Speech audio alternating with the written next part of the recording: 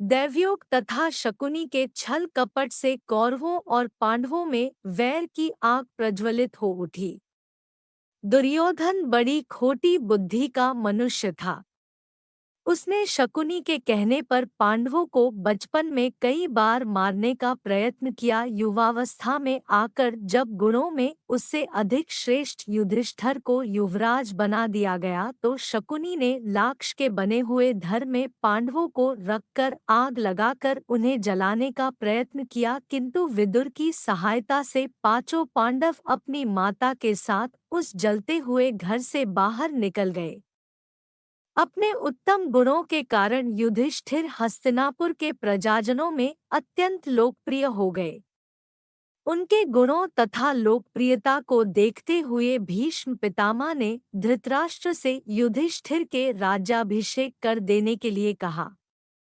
दुर्योधन नहीं चाहता था कि युधिष्ठिर राजा बने, अतः उसने अपने पिता धृतराष्ट्र से कहा, पिताजी, यदि एक बार युधिष्ठिर को राजसिंहासन प्राप्त हो गया तो यह राज्य सदा के लिए पांडवों के वंश का हो जाएगा और हम कौरवों को उनका सेवक बनकर रहना पड़ेगा।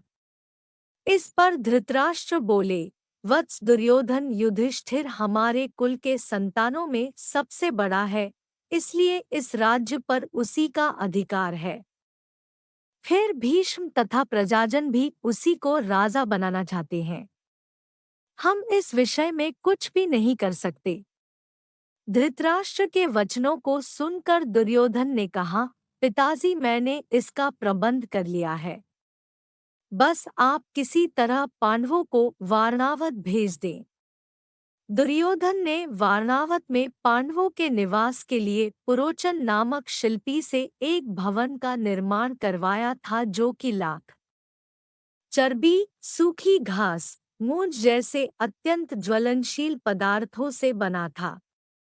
दुर्योधन ने पांडवों को उस भवन में जला डालने का षड्यंत्र रचा था। धृतराष्ट्र के कहने पर युधिष्ठिर अपनी माता तथा भाइयों के साथ वारणावत जाने के लिए निकल पड़े। दुर्योधन के षड्यंत्र के विषय में विदुर को पता चल गया।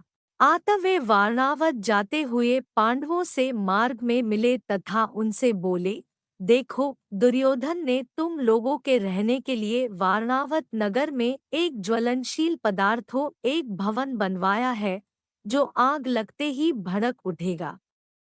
इसलिए तुम लोग भवन के अंदर से वन तक पहुंचने के लिए एक सुरंग अवश्य बनवा लेना, जिससे कि आग लगने पर तुम लोग अपनी रक्षा कर सको।